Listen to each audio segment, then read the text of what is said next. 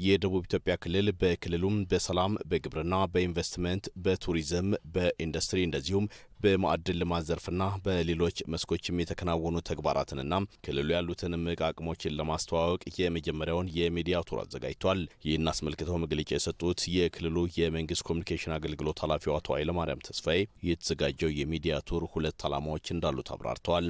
ክልሉ ያሉትን አቅሞች በማሳየት በተለይም አልሚ ባለሀብቶች በክልሉ ኢንቨስት እንዲያደርጉ ማስቻልን ታሳቢ ያደረገ ነው። በክልሉ በግብርና ልማት በኢንዱስትሪ በቱሪዝም እንዲሁም በኢንቨስትመንት እየተሰሩ ያሉ የልማት ስራዎችን ከተማ ልማትን ጨምሮ እስካሁን የወጡ ለውጦችን ግንዛቤ መረጃ ለህዝቡ ለማድረስና በዚህ ሂደት ውስጥ የክልሉ እየሰራቸው ያላቸውን ስራዎች በማስገንዘብ ተጨማሪ የህዝብ ድጋፍ እንዲኖር ለማድረግ ነው።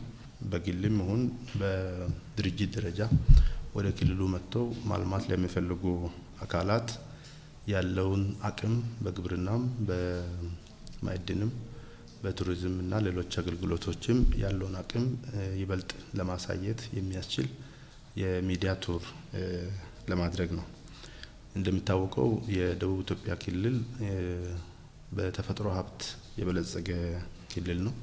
ክልሉም በግብርናው መስክ ትልቅ አቅም ያለው እንደሆነ ያነሱት ኃላፊው በተለይም በክልሉ ከ30 በመቶ በላዩ በኩታ ገጠምና በሜካናይዜሽን እየለማ ነው። ከ70 በመቶ በላይ የህብረተሰብ ክፍላችን በግብርና ስራ ላይ የተሰማራ ነው። ከዚህ አንጻር ከፍተኛ በአትክልትና ፍራፍሬ የሚታወቅ ክልል ነው። በቅባት እህሎችም ከፍተኛ አቅም አለው።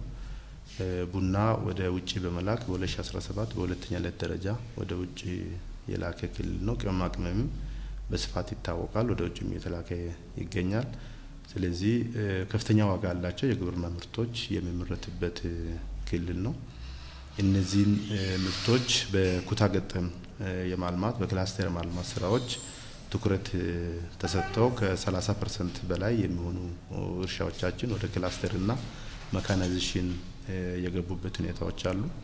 በግብርና ስራ ላይ ደግሞ በግል ለሚሰማሩትም ከአርሶ አደሮቹ ጋር ኮንትራት እርሻ መግባት ለሚፈልጉትም በተለይ ደግሞ በዘር ማምረት እና በፍራፍሬና አትክልት በቡና ልማትም ወደ ክልሉ መሰማራት ለሚፈልጉ አካላት ምቹ ሁኔታ ያለው ክልል ነው። የደቡብ ኢትዮጵያ ክልል በማዕድን ልማት ዘርፍ ትልቅ አቅም ያለው ነው። ይህ ሀብትም ከክልሉ አልፎ ለሀገር ትልቅ የኢኮኖሚ አቅም የሚፈጥር ከመሆን ባለፈም ለበርካታ ዜጎችም የስራ እድልን የፈጠረ ነው። ኢንዱስትሪዎቻችን ትልቅ አቅም ሆኖ ያለው የማዕድን አቅም የሚገኝበት ክልል ነው። እነዚህ የማዕድን አቅሞችን መሰረተ ልማት በተሟላባቸው አካባቢዎች ላይ እየወጣ ያለ ከፍተኛ የድንጋይ ከሰል ክምችት ያለበት ክልል ነው። ፋብሪካዎችም ጭምር እየተቋቋሙ ያሉበት ወደ ስራ ለመግባት የማጠቃለያ ስራዎች ላይ ያሉበት ነው። ሌሎች የማዕድን ሀብቶችም ወርቅና ሌሎች ማዕድኖችንም ጨምሮ በስፋት የሚገኝበት ነው። ይሄ በአንድ በኩል የሀገሪቷን ኢኮኖሚ መደገፍ የሚችል የማዕድን ክምችት ያለው ክልል ነው። በሌላ በኩል የአካባቢውን የልማት እንቅስቃሴ ሊደግፍ የሚችል ሀብት የሚገኝበት ነው።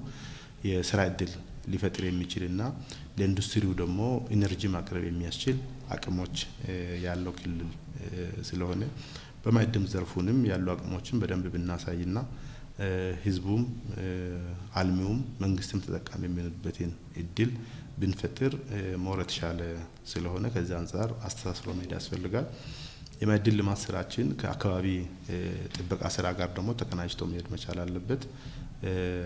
የአካባቢውን ስነ ምህዳር ማበላሸት የለበትም ወይ ደግሞ ተመልሶ መልማት የሚያስችሉ ስራዎች መሰራት አለበት። ክልሉም በቱሪዝም ዘርፍ እምቅ አቅም እንዳለው ያነሱት ኃላፊው ይህንንም ለኢኮኖሚው ድጋፍ እንዲኖረው እየተሰራ ነው። ቀልጣፋ የሆነ የኢንቨስትመንት ፍቃድ አሰጣጥ ክልሉ ዘርግቷል ያሉት አቶ ኃይለማርያም በዘርፉ አልሚ ባለሀብቶች እንዲሰማሩም ጥሪ አቅርበዋል። ቀልጣፋ የሆነ የኢንቨስትመንት ፍቃድ አሰጣጥ ስርዓት ተዘርግቷል። ይህን ለማመቻቸት የሚያስችሉ ስራዎች ከወረዳ ጀምሮ እስከ ክልል ድረስ ኔትወርክ የማድረግ ስራዎች እየተሰሩ ናቸው ያሉት።